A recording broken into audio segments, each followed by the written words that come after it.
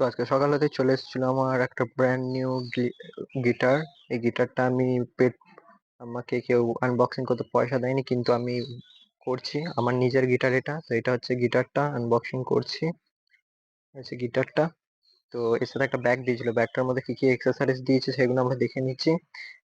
একটা দিয়েছিল বেল্ট, একটা অ্যালান কি গিটারের এটা ঠিক করার জন্য, আর দুটো পিক, তার সাথে ছিল হলো একটা ইউজার ম্যানুয়াল, আর কটা স্ট্রিং। এই হচ্ছে স্ট্রিং কটা। তো ছ পিস মতো স্ট্রিং দিয়েছিল। তো স্ট্রিং গুলো সব ভরে ব্যাগটার ভেতরে ঢুকিয়ে আমরা সাইড করে দিই। তো ব্যাগটাকে সাইড করে দিলাম। তো এবারে মেন জিনিস, আমার গিটারটাকে আনবক্সিং করছি।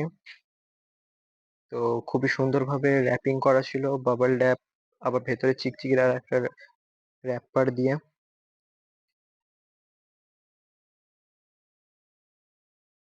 তো আমার ফার্স্ট এক্সপিরিয়েন্স কোনো জিনিস আনবক্সিং এর ভিডিও দিতে, তো কেমনি লাগছে সেটা সবাই বলবেন, কমেন্টে জানাবেন। তো এই হচ্ছে গিটারটা।